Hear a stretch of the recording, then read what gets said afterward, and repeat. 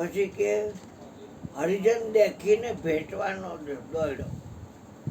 હરિજનને જોવે ત્યાં મારા મયુર દોડે. હરિજન દેખી ભેટવાનો દોડ્યો, ના હરખો હરિગુણ ગાતા. કામ ને ક્રોધ તારે ચટકે ને મટકે, તારા લોચન ભૈરા છે રાતા.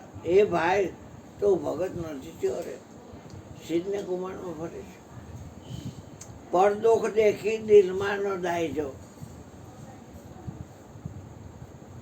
એના ઉકારા કે એને કાંઈ શરીરની તકલીફ, એ આનંદ ઘણી તકલીફ મને થાય ને ભાન નથી. નકર ગુરુને રાજી કરવા હોય તો પોતાએ હાજર રહેવું પડે. મન ભાવ્યું શરીર માં ન અણાય, મને આપી દીધું છે.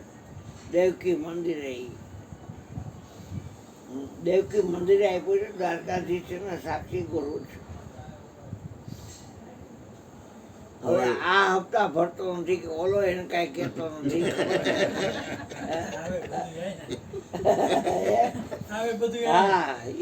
હરજીવન બાપા પાસે જાય એને કઈ તકલીફ ન પડે. એટલે કે પરદુખ દેખી દિલમાં ન દાયજો, ચા પાણી બનાવવાનું ગાતા. કામ ચટકે ને મટકે લોચન ભૈરા. પછીની કડીમાં કહે છે,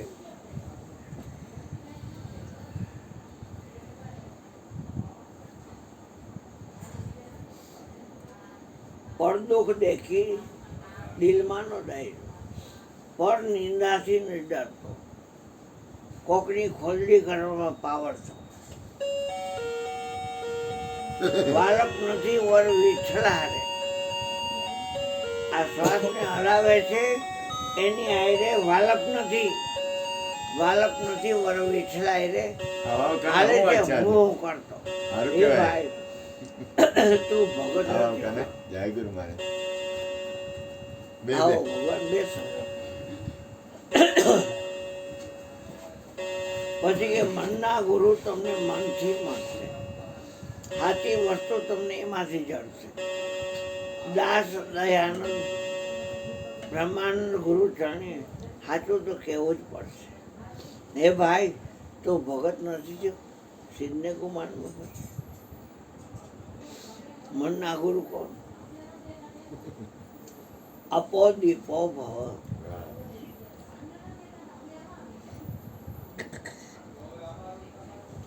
તમારે તમારા મનના ગુરુ થાવ.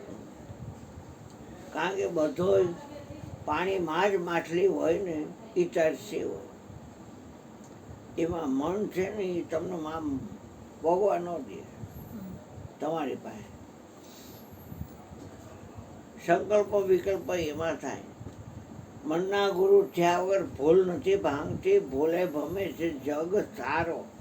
આખા જગતને કહી દઉં આપણે ભૂલે ભમે છે. નિરાત સદગુરુ મનના મળે તો ઉતારે ભવજલ પાર, ભવ પારો ઉતારે ભવ પારો. નિરાત સદગુરુ મનના મળે. મનનો ગુરુ ન્યારો છે. બાપા કહેતા તમારી આંખ મને આપી દો, કા મારી આંખ તમે લઈ લો. તમારી પાસે રહીએ મારી પાસે રહીએ એમાં મેળ નહીં પડે. बिना नयन पावे नहीं, बिना नयन की बात. सेवे सदगुरु के चरण, सो पावे साक्षात. આ સાક્ષાતની વાત છે. વચન તમારી પાસે આવશે તો તમે કેવી રીતે ઓળખશો? કારણ કે 33 કરોડ દેવતાને તો ઓળખો છો.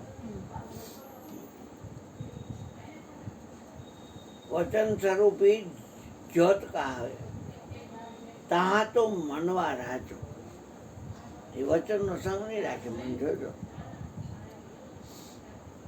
દીવો ઠરી જાય ને એમાં તેલ પૂરશે, વાઈટ મૂકશે, છગડક થતા 17 વાર કરશે. ભજન ગાય વચનનો એક દીવો બળે, જ્ઞાની ન અર્થોતા ધરો. આ નૂર છે તો એ અંતરે, એની વાતો તો વિગતે કરો.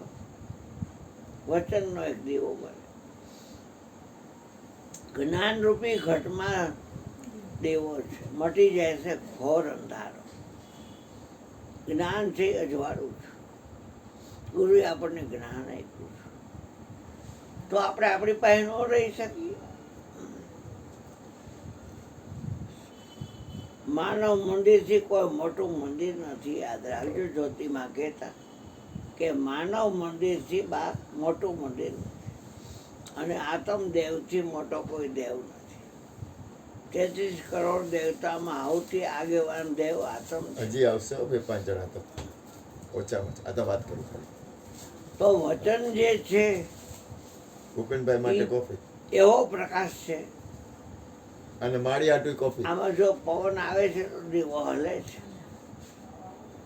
પ્રકાશને જેને સ્થિર કરતા એના આવડે હાટું છે કોફી. એને હું એ અજરમર મોટું ઘરમાં કોફી પગ પીવીશ. દીધો. તારા હાટું કોફી. અજરમર ઓય ઘરમાં બાપા. પગ દેવો હોય તો પ્રકાશને સ્થિર કરવો પડે. એ તમે તમારી પાસે રહ્યો એટલે એની મળે સ્થિર થઈ જાય. ઓય બાપા. પૃથ્વી એક વચન જ છે, પણ વચન પૃથ્વી નથી. જળ એક વચન જ છે, પણ જળ છે એ વચન નથી. અગ્નિ કે તેજ એક વચન જ છે, પણ વચન છે એ તેજ કે અગ્નિ નથી.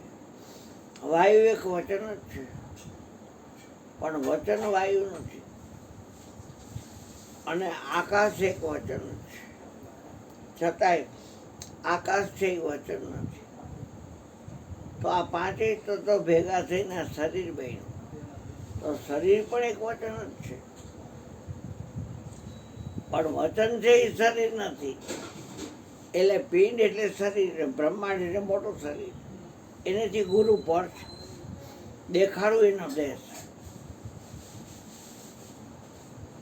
એટલે વચનનો વિચાર કરજો જો તમારે ખરી મજા કરવી હોય તો. કારણ કે આ આત્મ જ્ઞાનથી મોટું કોઈ જ્ઞાન જ નથી. આમાં કોઈ ક્રિયા બતાવી નથી. જપ કરજો, તપ કરજો, વારવતર કરજો, નાવણ ધોવણ કરજો, આ કરજો, તે કરજો. કોઈ ક્રિયા બતાવી નથી. તમારો વિચાર કરવાનો, તમારી પાસે રહેવાનું. આ 4 વ્હીલ હોય છોકરાની અશ્વિનની, તો એમાં મેપ હોય.